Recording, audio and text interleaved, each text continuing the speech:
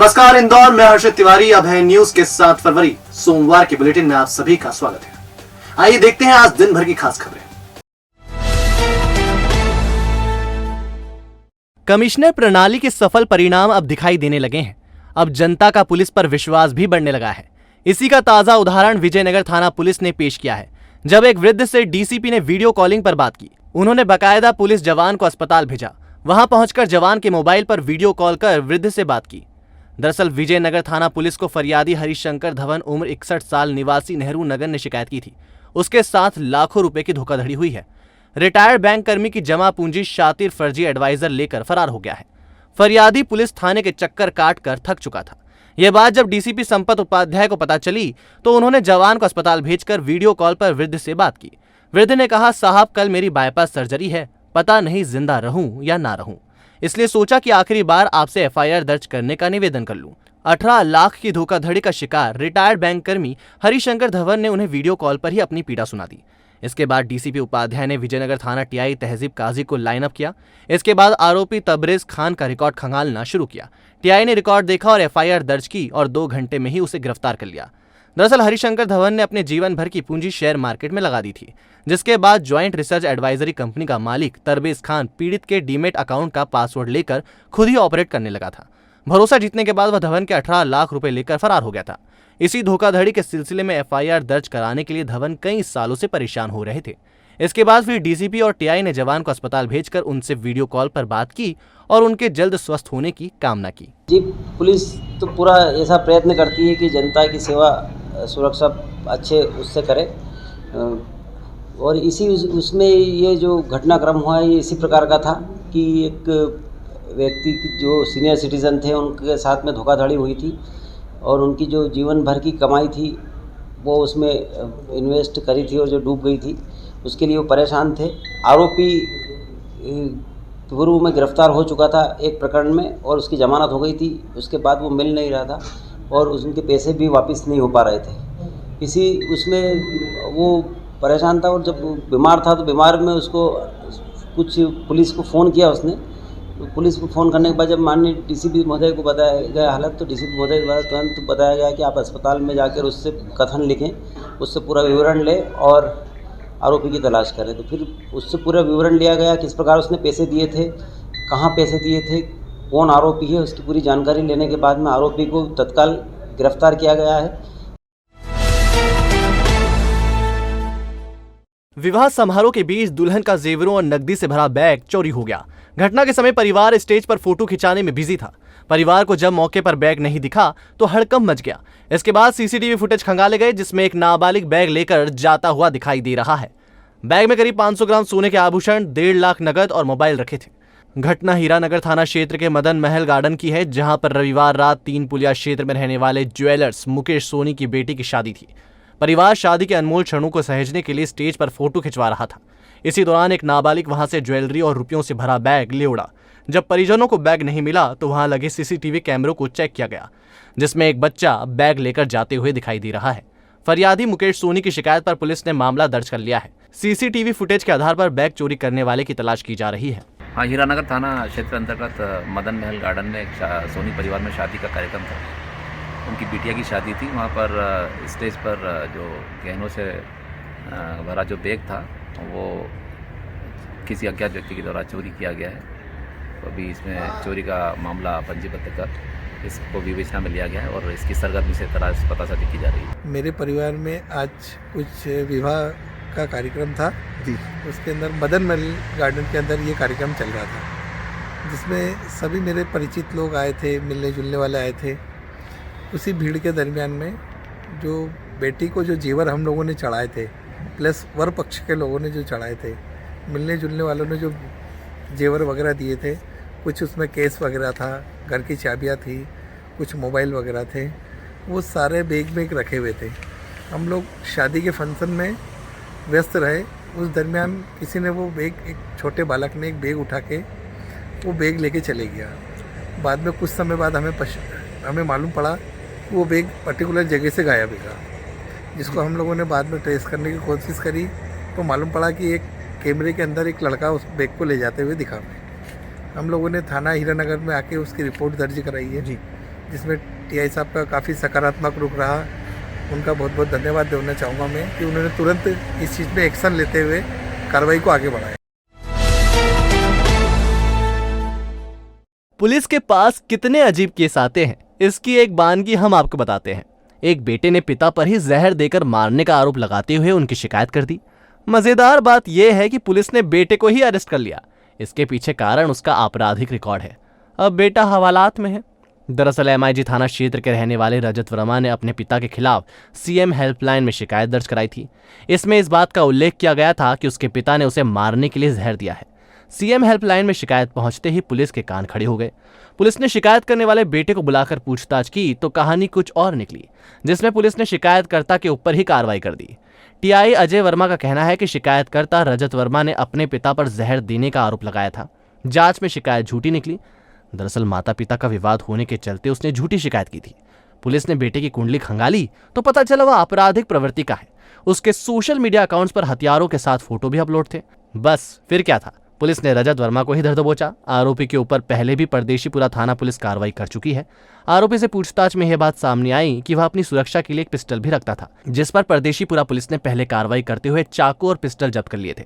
हालांकि एमआईजी थाना पुलिस ने उसे समझाइश देकर छोड़ दिया। ये आरोपी जो है, इसने सीएम हेल्पलाइन शिकायत की थी कि इसके पिता ने इसको जहर दे दिया ऐसा करके, क्योंकि इसकी माँ का और इसके पिता का विवाद चल रहा है। तो ये इस आवेदन की जांच चल रही थी, इसको समझाया गया, दोनों पक्षों को सुना भी गया। और ये मामला आपस में इनकी माताजी का और उनके पिता का विवाद है, जिसमें ये इन्होंने ये आवेदनबाजी की है। और इसमें क्या है कि इनकी बाद में जब इनके बारे में जानकारी लगी कि ये भी अपराधियों में अपराध में लिप्त हैं, और इनकी सोशल नेटवर्क साइट पे इनकी फ़ोटो रिवॉल्वर लिए हुए और चाकू लिए हुए दिखी, तो उनको लाके पूछताछ की गई थी। पूछताछ करने पर पता चला कि परदेशीपुरा में ये जो कट्टा जो है जब्त हो गया है, और ये वहाँ भागीरथपुरा से इन्होंने कहीं खरीदना बताया है। तो अभी हम लोग भी इसकी भी जांच करेंगे। और मूल उद्देश्य हमारा ये है कि अनावश्यक ये सीएम हेल्पलाइन पे इन्होंने शिकायत कर रखी है और परेशान करने की गरज से वो उन्होंने काम किया है। अगर उनको वास्तव में कोई न्याय की बात होती तो हम स्वयं ही न्याय दिलाते, पर ये आपराधिक चरित्र का व्यक्ति है। और ये लगातार मीडिया में भी ये शिकायत कर रहा था कि पुलिस ज़बरदस्ती उसकी जो है हेल्पलाइन बंद कराना चाहती है, जबकि पुलिस उसको समझा रही है कि भाई तुम अपने पिता के ही खिलाफ शिकायत गलत कर रहे हो और खुद आपराधिक प्रवृत्ति के खुद अपने चाल चलन में सुधार लाना चाहिए। तो इसलिए उनको थाने बुलाया गया था और ये कार्रवाई उसमें की गई। मूसाखेड़ी क्षेत्र के रहने वाले एक हैवान ने 7 साल की मासूम बच्ची को अपनी हवस का शिकार बनाया। दादी की शिकायत पर पुलिस ने आरोपी के खिलाफ दुष्कर्म और पॉस्को एक्ट में केस दर्ज कर उसे गिरफ्तार कर लिया है।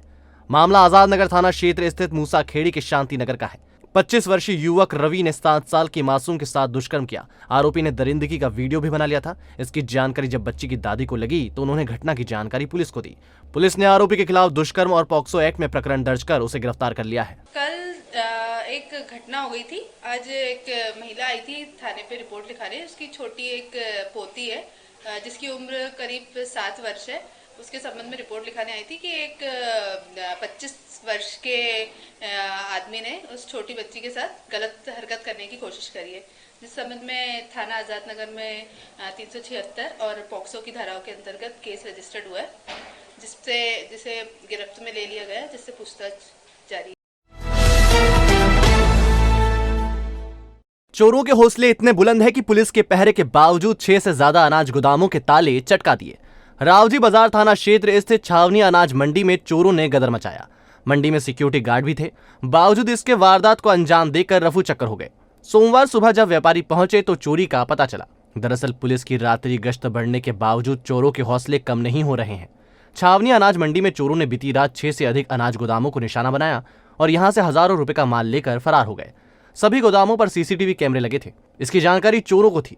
उन्होंने पीछे से गोदामों में घुसकर माल पर हाथ साफ कर दिया। Palash traders, Sunita trading, Bansal foods, Rahul Kumar, Lokesh Kumar trading company सहित अन्य गोदामों पर चोरों ने अपने हाथ साफ किया। हालांकि व्यापारी ज्यादा कैश नहीं रखते, इसलिए ज्यादा माल ले जाने में बदमाश सफल नहीं हो पाए, लेकिन कुछ नकदी, टीवी और अन्य सामान ले गए और गोदामों को अस्त व्यस्त कर दिया। पुलिस को मौके से पेचकस, चाकू सहित अन्य सामान भी मिला है। संभावना जताई जा रही है कि हम मालों ने ही वारदात को अंजाम दिया। रावजी बाजार थाना पुलिस मामले की जांच कर रही है। कल रात का ही होगा, हम सुबह भी आए हैं जब मालूम पड़ा है। क्या पता चला आपको यहाँ आए तो? ऊपर पूरा सामान, अलमारियाँ सब तोड़ दिए, सारा सामान बिखेर दिया है।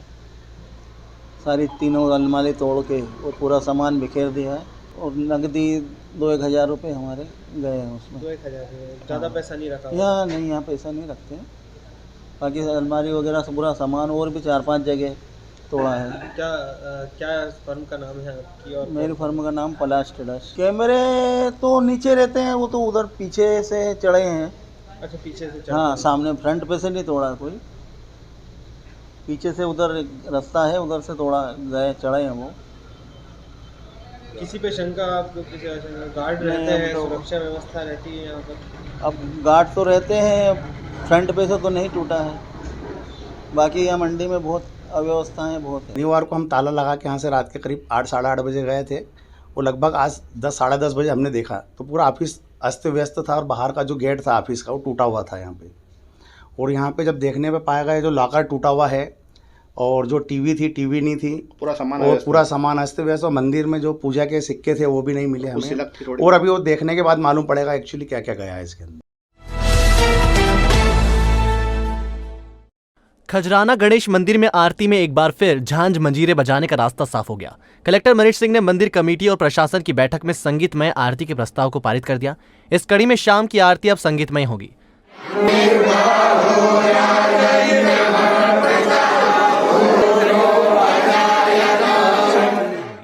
दरअसल पहले इंदौर में झांझ और मंजीरे पर ही आरती की जाती थी, लेकिन किसी कारणवश इसे बंद कर दिया गया था। प्रशासन इंदौर में बड़े पैमाने पर विकास कार्य करा रहा है। इसके चलते गणेश मंदिर के विकास कार्यों को लेकर बैठक रखी गई थी। इसमें ही मुख्य पुजारियों ने कलेक्टर के सामने कई प्रस्ताव रखे। इसमें शाम को होने वाली आरती संगीतमय करने और लड्डू वितरण करने का प्रस्ताव था। कलेक्टर ने आरती का प्रस्ताव मंजूर कर लिया है। कलेक्टर मनीष सिंह ने कहा कि मुख्य पुजारी जो भी सुझाव देंगे उसे मान्य किया जाएगा। हालांकि ये प्रस्ताव परंपराओं से जुड़े होने जरूरी है। जो भगवान की परंपरा से जुड़ा हो, जो भी हमारे पुजारी सजेस्ट करेंगे, क्योंकि ये यही है परंपरागत। क्या जो आप बोल रहे हैं वो कहीं ना कहीं इस मंदिर की परंपराओं से संबंधित विषय आपने उठाया है। हमारे पुजारीगण जो भी बोलेंगे, हमारे मुख्य पुजारी मोहन काका हैं, अगर वो जो भी सजेस्ट करेंगे उनका हम लोग नमन कर हम उसको पालन करेंगे। संभागायुक्त पवन शर्मा ने पश्चिम क्षेत्र में स्थित गवर्नमेंट प्रिंटिंग प्रेस का मुआयना किया। उन्होंने प्रेस की जमीन के उपयोग पर विचार भी किया। दरअसल ये प्रेस सालों से बंद है। प्रेस स्टाफ को भोपाल शिफ्ट कर दिया गया है, जबकि देखरेख के अभाव में प्रेस भवन जर्जर हो रहा है। सरकारी बिल्डिंग को कैसे उपयोगी बनाया जा सकता है और इसका उपयोग कैसे किया जा सकता है, इस पर संभाग आयुक्त ने विचार किया। संभाग आयुक्त ने प्रेस का मुआयना करने के बाद कहा कि जनप्रतिनिधियों और विभागीय अधिकारियों के साथ मीटिंग कर प्रेस जमीन के उपयोग के बारे में चर्चा की जाएगी। गवर्नमेंट प्रिंटिंग प्रेस की 3 बिल्डिंगें हैं। इनमें से 2 की हालत ठीक है, जबकि एक बेहद खराब हालत में है। अभी लगभग 1 साल से गवर्नमेंट प्रेस जो है वो बंद कर दी गई है। अब सारी प्रिंटिंग भोपाल से होती है, तो ये बिल्डिंग अभी यूज़ नहीं हो रही है। जो स्टाफ है इसको भी डेपुटेशन पे अलग अलग ऑफिसेज में डेपुट कर दिया है। कुछ डिवीज़न ऑफिस में, कुछ कलेक्टर ऑफिस में है और टेक्निकल स्टाफ को भोपाल भेज दिया है। तो इस बिल्डिंग का भी उपयोग तय करना है। तो बिल्डिंग में देखें 3 बिल्डिंग की हालत बहुत ठीक है, यूजेबल है, और एक बिल्डिंग को पूरा डिसमेंटल किया जाएगा। जो भी जिले की आवश्यकताएं होती हैं या संभाग की आवश्यकताएं होती हैं, सभी जनप्रतिनिधियों के साथ बैठ के एक बार चर्चा करेंगे। सभी ऑफिसर से पूछेंगे कि किन को आवश्यकता है और उसके साथ फिर सर्वसम्मति से निर्णय लेकर इसका उपयोग करेंगे।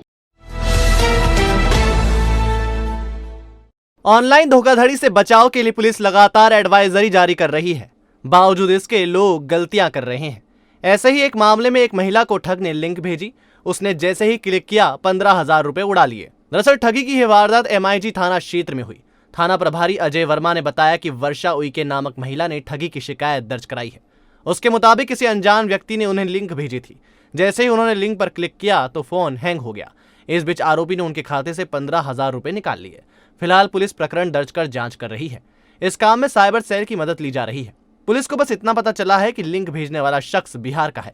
उसकी गिरफ्तारी करने के लिए दल रवाना कर दिया है। ये हमारे यहाँ वर्षा उइके नाम की पीड़िता हैं, जिन्होंने साइबर में शिकायत की थी कि उनकी मोबाइल से किसी ने लिंक डाल करके और 14,000 रुपये निकाल लिए हैं। तो उनके द्वारा ये जांच की गई है। जांच उपरांत जो भी आवश्यक दस्तावेज हमें साइबर ने उपलब्ध करा दिए हैं और उनके आदेश पर हमारे यहाँ ये धोखाधड़ी का मामला हमने कायम किया है। शीघ्र ही हम उनकी डिटेल लेकर के जो है आरोपी को अरेस्ट करने के लिए हम जाएंगे और उसमें कार्रवाई चल रही है पूरी डिटेल। वो अनुसंधान का विषय है, तो इसलिए मैं उसको क्लियर नहीं कर रहा हूँ, लेकिन उस पर कार्रवाई चल रही है। और अब खबरें दे दनादन।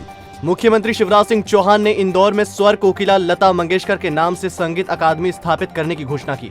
संगीत एवं गायन के क्षेत्र में महत्वपूर्ण योगदान देने वाले भोपाल के प्रतिष्ठित कलाकारों के साथ लता जी की याद में वट का पौधा रोपा। मुख्यमंत्री ने कहा, लता जी का जन्म इंदौर में हुआ था, इसलिए यह निर्णय लिया है।